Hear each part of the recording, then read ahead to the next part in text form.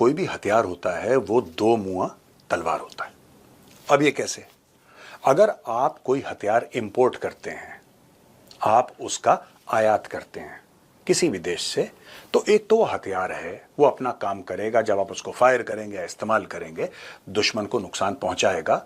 वो तलवार का एक एज है, वो तलवार की एक धार है। तलवार की दूसरी धार ये है कि जिस देश ने आपको हथियार बेचा है वो देश आपके खिलाफ उसी हथियार को इस्तेमाल कर सकता है। वो कैसे? उसके स्पेयर पार्ट रोक देगा, उसकी एमुनिशन रोक देगा, उसका कुछ ऐसा रोक देगा कि जिससे आपको वो हथियार भारी पड़ने लगेगा और वो आपके लिए एक लायबिलिटी बन जाएगा। मुझे ऐसा लगता है कि रशिया यूक्रेन वॉर का जो सबसे बड़ा सबक भारत ने सीखा है, इसमें कई सारे सबक हैं।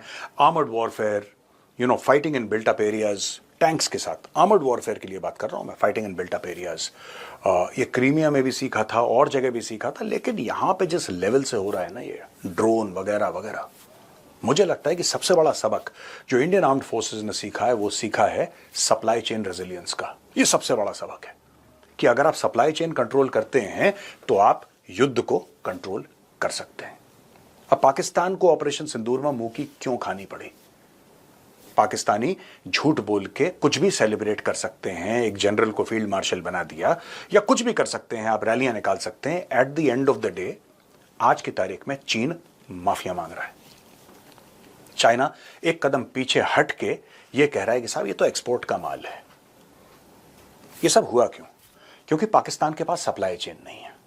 पाकिस्तान अपनी सप्लाई चेन कंट्रोल नहीं करता। क्या भारत 100% अपनी सप्लाई चेन कंट्रोल करता है? बिल्कुल नहीं, लेकिन भारत चाहता है कंट्रोल करना और भारत हाथ पैर मार रहा है। आज की कहानी यह है कि भारत काम कर रहा है यूके के रोल्स रॉयस से। हां दोस्तों, वही रोल्स रॉयस जो लग्जरी कार्स बनाती है। शायद आपको यह पता हो या ना भी पता हो कि दुनिया के बेहतरीन एयरक्राफ्ट के इंजन्स भी रोल्स रॉयस बनाता है और रोल्स रॉयस इसके लिए मशहूर है। दूसरी कंपनी जिसके साथ भारत काम कर रहा है वो है फ्रांस की साफरान। ये भी हम द चाणक्य डायलॉग्स में कवर कर चुके हैं। और तीसरी कंपनी जिसके साथ भारत बात कर रहा है वो जापान की एक अननेम्ड कंपनी है। यानी कि भारत 4 लेवल पे काम कर रहा है। एक अपना कावेरी इंजन जो काफी टाइम से प्रोजेक्ट चल रहा है, दूसरा रोल्स रॉयस, तीसरा फ्रांस का साफरान और चौथा जापान की एक अननेम्ड कंपनी।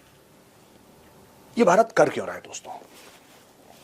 क्या सिर्फ इसलिए कि भारत को एमका बनाना है या भारत को मार्क 2 लॉन्च करना है अपना? मैं तेजस की बात कर रहा हूं। या फिर भारत को आगे चल के 6th जनरेशन फाइटर बनाना है 10 साल के बाद? ये पूरी स्टोरी क्या है? स्टोरी दोस्तों सिर्फ ये है कि बात सिर्फ फाइटर प्लेन बनाने की नहीं है, इंजन बनाने की नहीं है। बात यह है कि कहीं ना कहीं भारत ये रियलाइज करता है कि अमेरिका जो है it is not a reliable partner. ये कभी खुल के बातें नहीं होती दोस्तों, और आप सोचिएगा भी मत कि कभी डॉक्टर जयशंकर के मुंह से बात निकल जाएगी, कभी नहीं। ये पॉलिश्ड और पुराने और मंजे हुए डिप्लोमेट हैं, ये कभी ऐसी बात करेंगे ही नहीं। लेकिन हम लोगों के ऊपर वो बंदिशें नहीं है बात करने की, तो हम लोग अपने प्लेटफॉर्म पे ये बात कर लेते हैं। America is not a reliable partner. आपको पता है अमेरिका नहीं चाहता कि तेजस उड़े, and that's okay, and that's okay. हम अमेरिका को ये नहीं कह सकते क्योंकि तेजस को उड़ाना हमारी जिम्मेदारी है यार, अमेरिका की जिम्मेदारी नहीं है। तो अमेरिका जब मन चाहे GE F404 की सप्लाई रोक देगा। अगर उसने इंजन की सप्लाई रोक दी तो तेजस नहीं उड़ेगा। और यही बात air chief marshal AP Singh sir ने बोली है, और कई बार बोली है, एक बार नहीं कई बार बोली है कि 40 साल हो गए और 40 साल में 40 तेजस नहीं आए। क्यों? क्योंकि इंजन नहीं है। तो ये सारी की सारी कंपनियां जिससे भारत बात कर रहा है, भारत सिर्फ एक अंडरलाइंग फिलॉसफी पे बात कर रहा है, 100% ट्रांसफर ऑफ टेक्नोलॉजी। ये बॉटम लाइन है boss. It is not just manufacturing in India, it is also 100% transfer of technology. अगर रोल्स रॉयस इंजन देता है, देखिए हमारे पास पैसे हैं, हम खर्च कर सकते हैं, लेकिन हमें वो टेक्नोलॉजी चाहिए।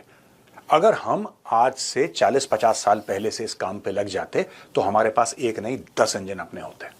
वी स्टार्टेड ऑफ लेट और हम लोग इंपोर्ट्स पे बहुत ज्यादा डिपेंडेंट हो गए। लेकिन आज की तारीख में मैटर एकदम क्लियर है, भारत सप्लाई चेन कंट्रोल करेगा। ये अंडरलाइंग विजडम भी है और अंडरलाइंग डायरेक्शंस भी हैं। मुझे ऐसा लगता है कि प्राइम मिनिस्टर्स ऑफिस PMO से ये डायरेक्शंस आए हैं कि we need to control supply chains. Supply chain resilience होना चाहिए। कोई तीसरे देश की ताकत या कोई तीसरा देश या कोई हमसे ये हम दोस्त हैं आपके, हम आपके मित्र हैं, हम आपके शुभचिंतक हैं, लेकिन साहब थोड़ा सा जो इंजन है ना एयरक्राफ्ट का, उसमें थोड़ी सी देरी है। 2 महीने बाद, 2 महीने के बाद कहते हैं 4 महीने बाद, 4 महीने के बाद कहते हैं 6 महीने बाद, 8 महीने बाद, और भाई साहब 1.5 साल निकल गए, 1.5 साल निकल गए। और ये इंजन हमें धीरे धीरे धीरे धीरे दे रहे हैं वो इंजन, दुनिया 6th जनरेशन की ओर जा रही है। चाइना कह रहा है कि 2-3 साल में मेरा 6th जनरेशन का प्रोटोटाइप तैयार हो जाएगा, ठीक है। यूएस ने F-47 करके लॉन्च कर दिया अपना 6th जनरेशन फाइटर का प्रोजेक्ट। मैन्युफैक्चरिंग शुरू नहीं हुई है, लेकिन उन्होंने बोला है कि ठीक है हम इस पर काम करना शुरू करेंगे, एक बजट दे दिया $1 अरब का। और यहां पे वही 4th जनरेशन के इंजन धीरे धीरे सिसक के आ रहे हैं। If India has to be a world power, देखिए वर्ल्ड पावर सिर्फ इकोनॉमी से नहीं होता। इकोनॉमी एक लीडिंग कॉज हो सकती है, एक लीडिंग फैक्टर हो सकता है, लेकिन you need to be militarily a super power. जब तक आप एक मिलिट्री सुपर पावर नहीं होंगे, वो आपकी इज्जत पूरी दुनिया में नहीं होगी जो आपकी होनी चाहिए।